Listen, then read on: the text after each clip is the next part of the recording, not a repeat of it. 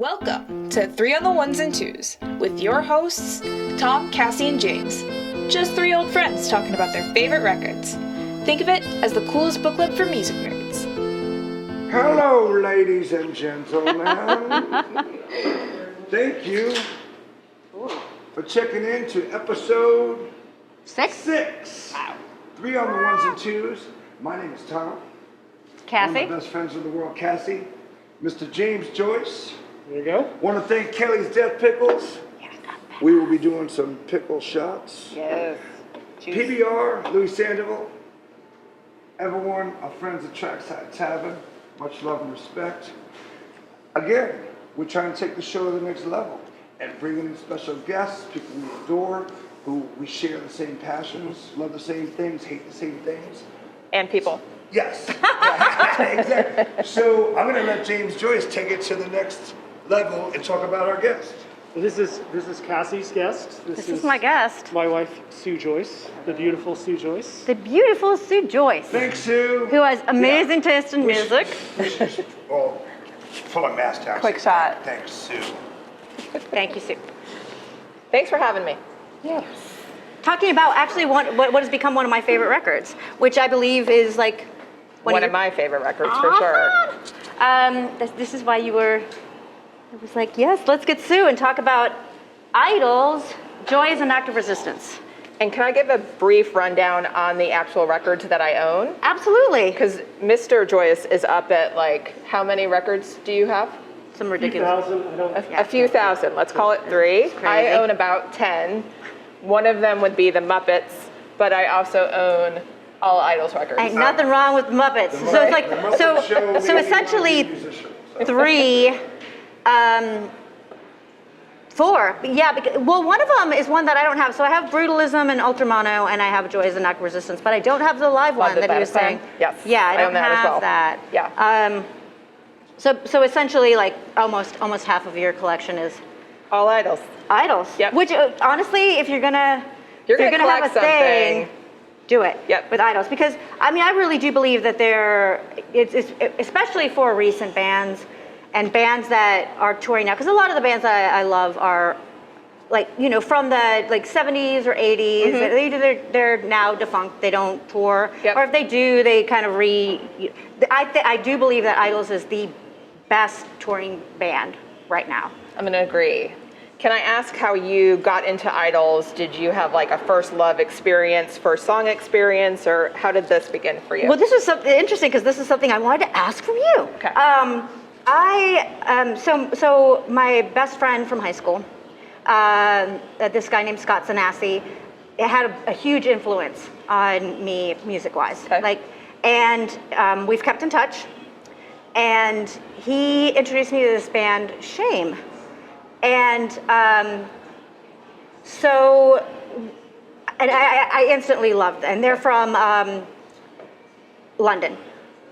So I instantly loved them, and just from like on their, I don't know if it was their Facebook page or their Instagram, but just their social media, Yep. A lot of the commenters were saying that every time they go to like a Shame show, there's always people wearing IDLES shirts, and every time they go to an IDLES show, there's like people wearing Shame shirts. Yeah. So I was like, you know what? Like if that's the case, like maybe I should check this out just to see. Uh-huh. It was like instant love, you know, which is like instant. I think some of the first stuff I heard though, because I didn't have any of their albums, Brutalism was already out. Brutalism was already out, but and Joy hadn't come out yet, but I think it did like a few months later. But when I just looked on YouTube, and a lot of the stuff that I first listened to wasn't even from Brutalism. I mean, of course I heard Mother, like which is. Okay, like we can scratch it out, but it's like, I mean, it's a banger, and like, who doesn't just love like you're driving and you're like, even if you're like really aggro and you just want to scream like Mother, Yeah. you know. So it's like that's a great song. But a lot of it was from I don't know if it was like an EP or something that they put out before this. Meat, maybe? I'm not sure exactly what the the name was, but it had like Mayday and Okay. Which they've kind of discounted those early releases. they have, right? well, it's a very different sound. It is. I mean, still like that. I do too. I do too. Yeah. And so I really liked that, and I really liked Mother, even though they were very different. And like those were the first things that really kind of drew me in. Okay. And then bought Brutalism, and then pre-ordered The Joy. It's just I mean, so yeah, that's my story. Oh my God. That's a good story. Wow. Well, so how did you? What was your? So, mom life for a minute, mom realness. I was sitting outside a grocery store trying to be alone for like 4 minutes, and I had Spotify Discover Weekly on, which Right. is like, look, algorithms, whatever, I can enjoy it, and Never Fight a Man with a Perm came on. And you never heard it, like it just came on randomly because that's what the show is. Like kind of, the algorithms We love that song. that is okay. an amazing song. pushed my Discover Weekly that way. So I heard that in the parking lot, and then I sat in the parking lot and played it about 10 times, which is very much how I am when I love a song, like instantly. I tend to listen to it 25, 30 times in a row. It's that excitement of like finding something that just like just touches you. Right. There's just kind of like, yeah, you just want to, yeah, no, I'll do that too. Like, I was literally I think I called James from the parking lot as just like my go-to music guy, and was kind of like, do you know IDLES? And he was like, a little bit. So one thing I think is really interesting is there's a lot of people like you and I who came to IDLES and we were all in immediately. I'm a member of their fan club. Like, I've traveled to see them. We need to talk about that too. I've got tickets to see them in London when the world reopens. James is an IDLES fan, I would say, but definitely on the lukewarm side, where I'm on the like all in immediately. Tom, what's your take on that? More Yeah. casual fan. Yeah. That's not cool. I mean, he's the nicest dude. You're talking behind his back, right in front of his face. I'd say he's a big fan, just not as big a fan as you. What about you though? I love him because I first heard of him, and they reminded me of like the Stooges having a party with an oi band, if that makes any sense. Yeah. And I love Great Boy. It's Bad Boy, by the way. But I love Great Boy, and I love the Stooges, and I love positivity. PMA is my religion. Okay. My life. So the whole ball of love. I just think negativity is contagious, but positivity can be contagious, and they are living proof. Yeah. So Yeah. I think that whole it's become a movement. I mean, you're going to other countries, you're going to other places to see them. So I think I'm not in the fan club, but also not in any fan clubs. I wasn't in any fraternity. Yeah, I feel like a dork, but I can't help myself. Listen, Jeffrey Lee Pierce was in the Blondie fan club. Listen, it's cool. And then they ended up giving But, fan clubs are cool. I'm just not. I mean, not that cool. I'm too cool for it. I wasn't in a fraternity, but punk rock was my fraternity, my college, and so that. What I'm trying to say is, I think I'm a really big fan, but obviously not as big fan as you. Okay. But I love the whole. AF gang, right? Right. Yes. The, I'm not a member of the fan club, but like I when we have seen them in like in England, I would say Greg's like a fan. Like he's all about them. Like he's all about going and seeing them. Like probably not to the level that we are, but maybe more than you know. But I love that you had brought up the fan club, and we were talking about the fan club. Yep. Because the fact that it is all is love. It kind of like that's the name of their the fan club. So it's AF Gang, All Is Love, exactly. Right. But it's at 30,000 members. It's hardly like a unique like little microcosm. There's 30,000 people in that club.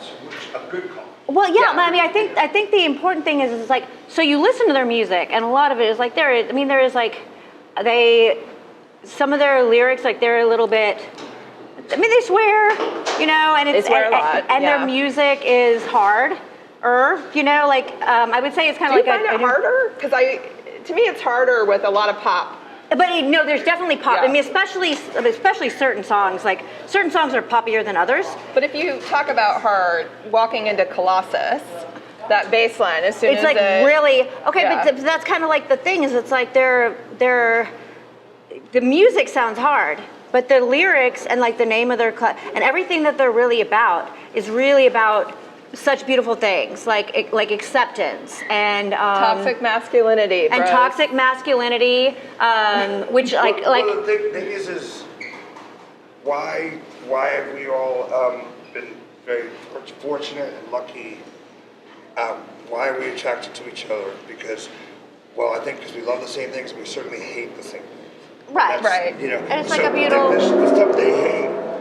Well, I'm down with that. I hate that too. You know, anything that's Yeah, that's you know, true. jealousy and Racism. homophobia, whatever it is. and Homophobia. racism and like Exactly. and so like Danny Nedelko, like pro-immigration, you know, because there is like such a problem with people, and here too, but in the UK and here too, with people being anti-immigrants. Yeah. So I mean, a lot of their messages are really. No, They're really like they've got a soft, very, very positive side. Like, you know, yeah, Samaritans, toxic masculinity, television, where they're talking about like Body image and- body image, and how right. the media and everything can just really squash people down. It's like their message to me is, I mean, it's so uplifting and so positive, and it's not necessarily what you would expect when you first hear just the music. You know? It's true. That's why I really like that a lot of their advertising and a lot of their promo and press, like, they look like a punk band to some extent, Right. But then they're also like licking each other or smooching each other there's with tongues, right? Yeah, silly Yeah. and not taking themselves too. I mean, obviously there is a very serious message in a lot of their songs, but silly and comfortable enough with their own sexuality. exactly. They're very fine with That all- took me a minute because, not to overshare, but like gay porn's not my thing. I don't see dudes kissing each other very often, so it was like a good, like, something in my face that needed adjusting. Like, To kinda like see, yeah. a lot of their messaging is around toxic masculinity, which like maybe two things like you guys heard it and like had to think about. So many press photos of two dudes in a band like kissing each other was like my version of like, oh wow, I am reacting to that. I don't know why, and I need to think about it. It was jarring for me. It was Yeah. it was a healthy shock. Yes. Yeah. 'Cause Yeah. we do need to be reminded. No, I need to be challenged too, and like you're not gonna get me on like immigration or anything like that. I've got a But that was a- yeah. pretty PC stance. Like body image, yes, familiar territory, but it's nice that they find different ways to poke at different demographics. That just happened to be mine. I mean, Yeah. they're making us question stuff, which is good, and they're They- making fun of people who, let's be honest, like, Never fight a man with a perm. it's the best. It is the best. Yes. I mean, no, it really is just like making fun of that, like just that macho, you know. Yeah. But at the same time, if you read like the sleeve, like I don't know if you have the same Let's see. sleeve as me, but like it has some. I think Joe wrote these. Joe Talbot, like the Yep. singer. So it has like little blurbs about each of the songs, and then like what they say about never fight a man with a perm. I gotta put my Your readers on, my readers, my Cassie? cheaters. It's like, it's really, maybe you want to read this, because some of these words, I don't know if they're just like English words or if I just don't have Okay, like never English fight a meaning man- British English, so, right? you know, like. I'm not gonna do the accent, thankfully. No, no. But never fight a man with a perm is. I used to be a right horrible fleb. I lived amongst some lovely beasts, but not our fishbowl turned us. There was this crippled, spotty little hierarchy that oozed with boredom. Ooh, you're hard. Fucking idiots. I don't miss my hometown or the grang that festered it. I do miss my mates. I love them. We grew together. The others, the mouth breathers, the bullies, the cuers, I hated them, but I love them now because I love myself and they don't and they should. I'd hold them and kiss them, but they'd beat me up for that. That last little part for me is like really sums up so much. I got about, chills. I'm such a dork. Like, no, I not love at all, them because so I much. do too, because that last little part for me, like to me really sums up kind of like what their message is, which is just like, they might say things about, you know, I mean, never fight a man with a perm is obviously knocking the people that, you know, that you know, the big old macho guys Yeah. that just like, you know, beat people up whenever they're on, but then the whole, but I love them now because I love myself. Right. Like this is really so much of IDLES' message, which I think is so, I mean, first of all, they're amazing musicians and their music is epic, but then they're taking kind of like with The Clash, they made, like their lyrics were very, like social, like, or political, they were taking on like social situations at the time. And that's what IDLES is doing, but modern times, where it's like now you're dealing more with like toxic masculinity has become something that's always been around. People Yeah, are but it hasn't talking been about addressed, more. I think, in this way. And they really and they're doing that, which I think is so cool. That, like, first of all, I mean, amazing sound, like just they sound amazing, and they're great musicians, and they're putting things together musically that's fresh and new. I mean, it sounds similar to some things, but like not really. Like you hear IDLES and you know IDLES, but then they're also throwing in that layer of there's actually like a purpose, like a point, a message. Yeah, I think that's what gets me, because when I dork out about a band, I tend to go really deep. So I've read Which a is lot of... awesome. That's what we're here for. Well, we're I like mean, music dorks. There's a line, ask me about Depeche Mode, we could talk for like 4 hours. I got you on that. Oh, good, Thank you, because we can Tom do a Tesher. Depeche Mode record. Like, She's But, probably seen it too. I will love to do a Depeche Mode record at some point. When you talk, or when you do any reading on Joe Talbot, you hear directly from him that he was bullied tremendously. He was overweight and fat. He had club feet, and he had like 11 foot surgeries by the time he was 10 years old. Mother who was a drug addict and had substance abuse issues, who died when he was still relatively young. He was in high school. Like he has, But he dedicated brutalism to her. He did. I mean, that's mother at its heart, Yeah. right? You always love them regardless Yeah. of their circumstances or issues. But that like kind of deep dive is also what draws me to this band, because I love getting let into this backstory. And I see with James sometimes with bands he loves, he does the same thing, but it's way more skewed on the musical. Like, oh, they played this guitar on this album on this version. Yeah. To me, as the type of listener I am who knows like shit about music and playing Yeah, me it. too. Yeah. Yeah, I'm not gonna dork out on the instrument or who the producer was. I can only dork out relating on an emotional level Right. to what it felt like to be him growing up and how that transferred to his music. And we Right. love underdogs. We love underdog We do. stories. Yeah. We will always. I could bet a lot of money that we will always. Everyone here will root for the underdog. Well, and the fact is that like a lot of people who are bullied, Thank you. they do the thank you Kelly's Death Pickles. Yeah, I have them. Have you had them before? I've had them at a like sampling thing, but I haven't had my own So jar. amazing, and try a spear too. Okay. I feel like, just to comment, I feel like they're the kind of the most, sort of like the band of modern times. Like, Yeah, oh, no, very, for like, sure. Socially conscious. Yep. Very, like they are very hard on their sleeves, very like Absolutely. exposed in every way, like everything is shared. Nothing is hidden behind any kind of like obfuscation. Am I saying Yeah. it right? So it's sort of like, in a way for kind of our generation, it's kind of like a Fugazi, Yeah. but Fugazi was also a little cryptic and Yeah. You had to study. they sort of like kept everything a little bit, coded. Right. Whereas I feel like IDLES is very like direct. They want their Everything message said out, is, like, yeah. and to an extreme point where you know all about the bands, you know all about the people, you know their stories. Segue And even into June. Even like the fans have started getting. I mean, it's like it gets very like intense. Well, I think part of it that's is what makes it such a cool.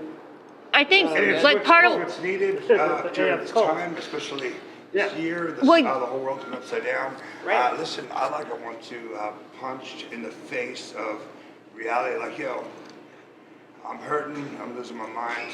Right. This makes me happy. This makes me sad. Let's hug and talk about it later. Like whatever. Right. Well, I think, You know.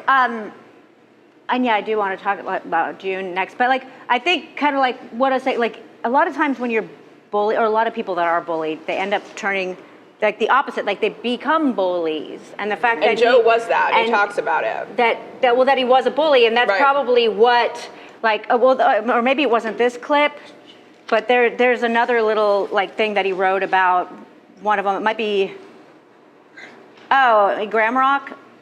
Yeah, like it's so like his little snippet in there. But it's like the fact that they became something that so talented but wanted to like spread such a positive message. Yes.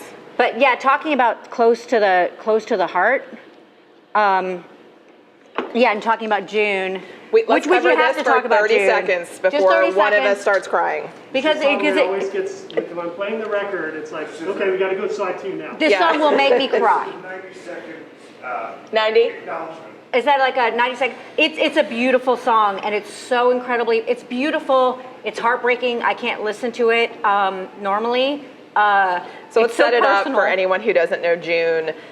June is the song that tells the story of Joe's baby being stillborn, and comes right in the middle of the record on purpose after you have this tremendous build-up and you're like ready for more, and then comes the saddest song you've ever heard in your life. I mean, I think I've made it through twice. It's a difficult it's a beautiful and difficult Yeah. And honestly, I didn't know a lot of the backstory before I heard the song. I just like the line like, "Baby shoes for sale, never worn." See, I told you not to do that. It's just, I mean, like, but really the way, like the way he's able to just put so much heartbreak into just such a simple, like just some simple lines. Well, and the music's like a dirge, right? I mean, it's just like, yeah. Yeah. Don't It builds, and yeah, it's a gut punch. It like hits me. It hits most decent human beings, Yeah. but Yeah. Yeah. We did like one of those, I was challenged to one of those pick 10 songs, like, you know, for like over 10 days that like really get you in the gut. Yeah. And that made one of my 10, because it's just like, wow.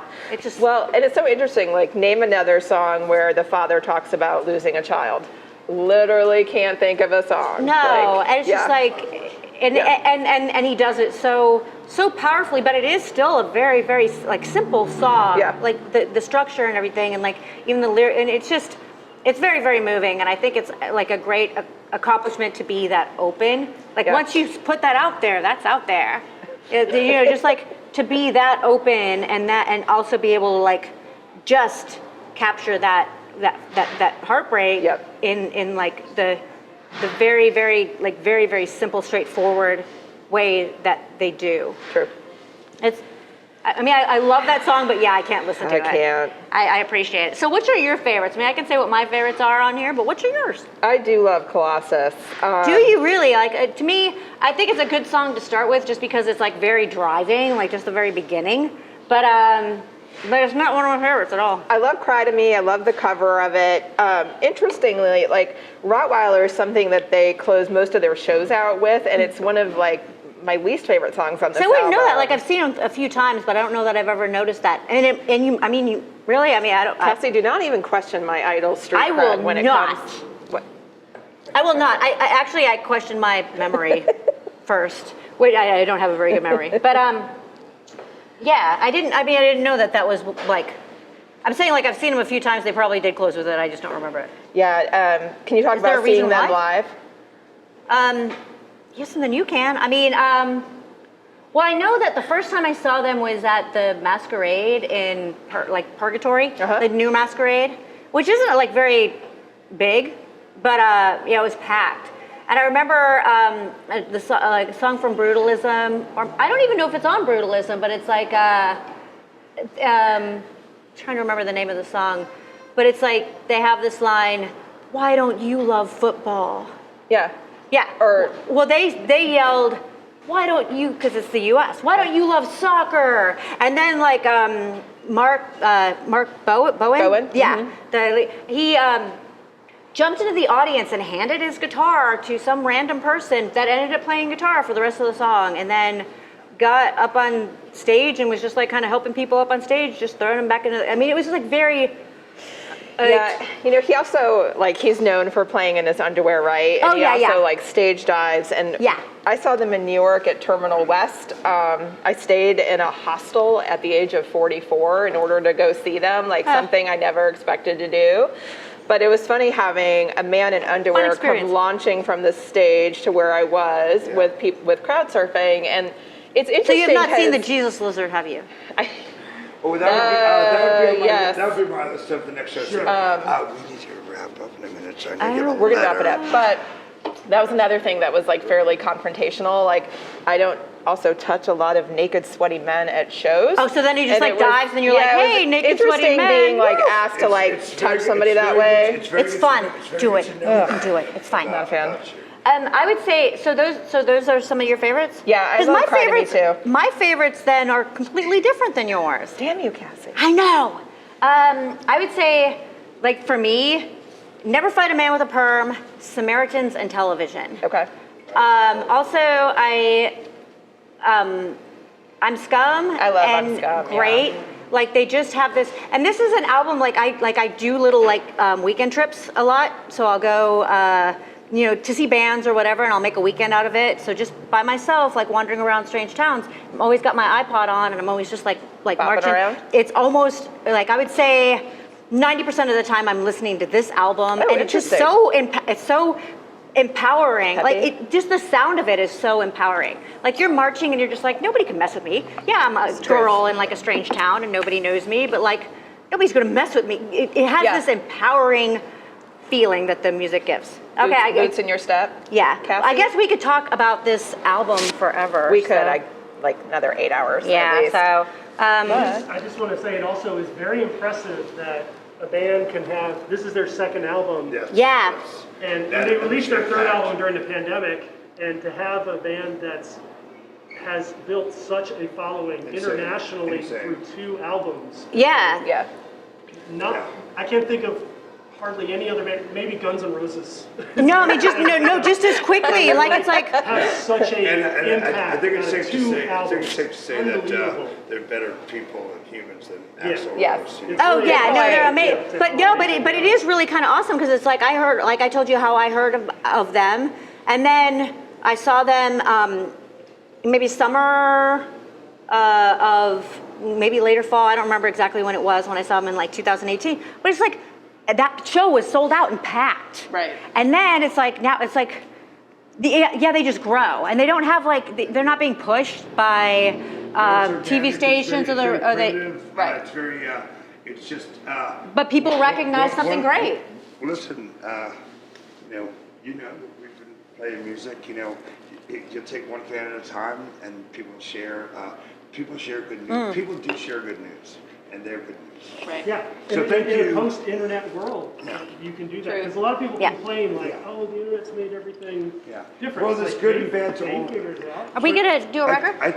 Letter? I think our special guest, Sue, by the way, who rules, thank you, brought a letter from a fan. Really? Yes, What? my BFF fan. It's fine. Oh, You want it? You want to hear it? You want to Yeah. open So it? it's a special letter to a special. let's check it out.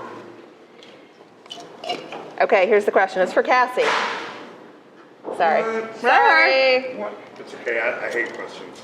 As a female, do you find some bands more welcoming than others, or is it all the same for you and your experience? That's a hard question. I think that is really a hard question because I think it's personal to every different woman is probably very different what matters to her as far as being respected and like the whole feminist message. For me, a lot of times, like, I don't take it too seriously if maybe the lyrics aren't super pro-feminist. I appreciate it when they are. If it's done well, but if it's like hokey, then I would almost rather you just like don't talk about it at all. Gotcha. So I can let it go to a certain extent. There's certain things that are like maybe really degrading. I think I have a harder time if, regardless of what a band's message is overall, if like what you read about them or hear about them like in the background is that they're just really awful to women or people. Nation Ulysses, call out, yo. That actually like affects me more maybe than just like. So it's like Yeah. more about behind the scenes. I mean, If like more than what the band is saying, but if there's stuff that comes through social media or like obviously in the modern era. I think if it's really their message, or if they're like really who they are as Is it people their that they really gender? believe Is it. it. Their gender, or is it their religion, their beliefs, and their karma, like their Do they feelings? practice what they preach? If they're just doing it like, okay, so last episode we did AC/DC and a lot of people have had issues with like a lot of their misogynistic lyrics, and it's like I don't really care about, because I do think it was kind of like just really super lighthearted, you Wrong know? with being sexy. Right. But And by the way, there's absolutely nothing wrong with being sexy. but I need to say No, that. it's but smell the glove. Thanks for going on record. Okay. I've been trying, But if they- trying for years. but if a band like say had like I've been trying for years. a lot of like media or reports of, you know, like problems with like being a little too aggressive with women or something. If they were actually, if it wasn't just lighthearted lyrics, that would definitely change me. Okay. Like my perception, no matter how good they were. Does that make? Makes sense. Yeah. Thank you. Thanks, guys. Oh my goodness. Yeah. Thank you, Sue. What a Sorry pleasure. we went over. I could have kept talking about Thank this. you, Trackside Tavern. So Thanks. much love and respect. What's up, Alex? We'll see you guys soon. Gotta go eat some more pickles, BK, yeah. Steve. Thank you, Eat more Kelly's pickles. Death Pickles. Thank Kelly's you, Death keeping Pickles it are on. amazing. Check them out. Actually, shit, thank you, Partisan Records. Thank you, Idols. And everyone Thank just you, try to Idols. be good to each other. Just all is love.